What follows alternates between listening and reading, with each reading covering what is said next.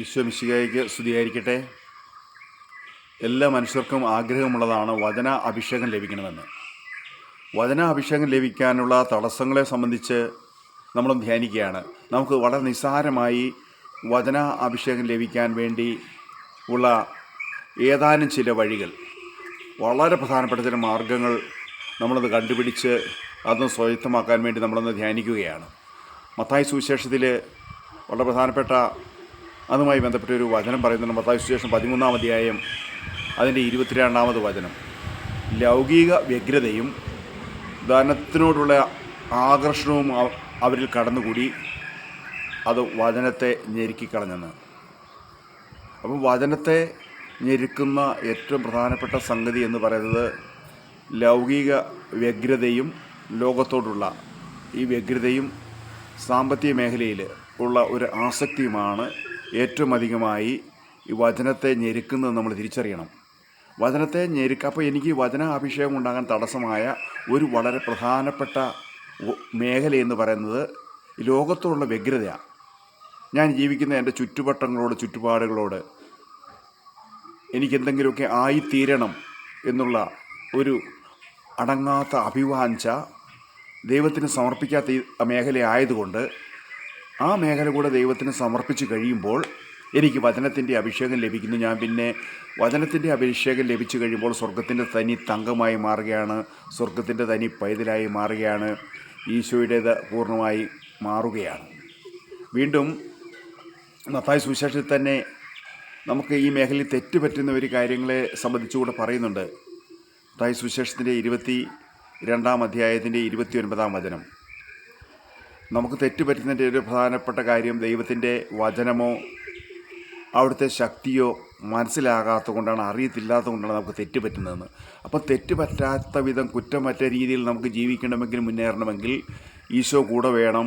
അതിനായി നമുക്ക് വചനം കൂടെ വേണം.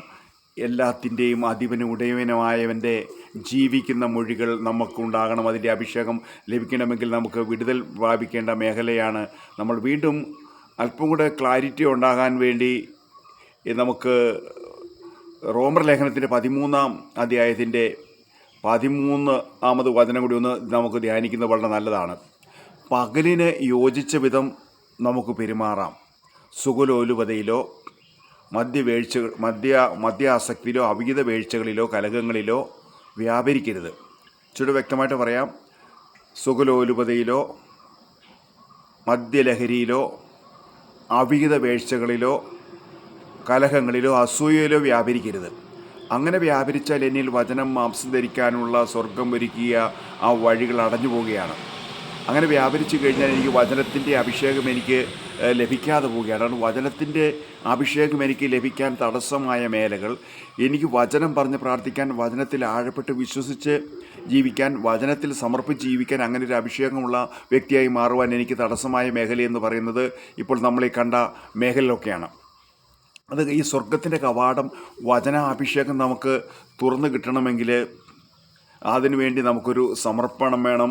ഈ മേഖലകളിൽ നിന്നൊക്കെ ഒന്ന് വിടുതൽ കിട്ടിക്കഴിയുമ്പോൾ ദൈവം വചനത്തിൻ്റെ അഭിഷേകം നമുക്ക് തുറന്നു തരുമെന്ന് വളരെ വ്യക്തമായി പറയുന്നുണ്ട്. അത് ലൂക്കാ സുവിശേഷത്തിൻ്റെ 24-ാം അധ്യായം 45-ാം വചനത്തിൽ പറയുന്നുണ്ട്. ദൈവം അവർക്ക് ദൈവവചനം ഗ്രഹിക്കുവാനുള്ള തക്കവിധം അവരുടെ ഹൃദയത്തെ തുറന്നു കൊടുത്തെന്ന്. ഇതുപോലെ തന്നെ മറ്റൊരു വചനം, ഇതിപ്പോൾ എമൗസിലേക്ക് പോയ ശിഷ്യന്മാർക്ക് വചനം ഗ്രഹിക്കാനും ശ്രമിക്കുവാനുമുള്ള അവരുടെ ഹൃദയ കവാടം തുറന്നു കൊടുത്ത പോലെ അപ്പസ്തോല പ്രവർത്തനം 16-ാം അധ്യായത്തിൽ ഇതേ വചനം തന്നെ ഏതാണ്ട് സമാനമായി പറയുന്നുണ്ട്. തിയത്തീറ പട്ടണത്തിലെ നിന്നുള്ള പട്ടുവിൽപ്പനക്കാരിയായ ദിലിയ വചനം പ്രസംഗിച്ചുകൊണ്ടിരുന്ന സ്ഥലത്ത് പട്ടുവിൽപ്പന നടക്കുന്നുണ്ട്, വചനം കേൾക്കുന്നുണ്ട്. എന്നാൽ അനേകരിൽ വ്യത്യസ്തമായി ദൈവവചനം ശ്രവിക്കാൻ, ദൈവവചനത്തിൻ്റെ അതിനെ ഗ്രഹിക്കാനുള്ള ദൈവം അവൾക്ക് അതിനുവേണ്ടി അവളുടെ ഹൃദയം തുറന്നു കൊടുത്തു. അപ്പം ദൈവം ഹൃദയം തുറന്നു എനിക്ക് തുറന്നു കിട്ടുവാൻ തടസ്സമായിരിക്കുന്നത് എൻ്റെ ലൗകിക വ്യഗ്രതയും ധനത്തോടുള്ള ആകർഷണവും എന്നിൽ തന്നെയുള്ള ആശ്രയമാണ്.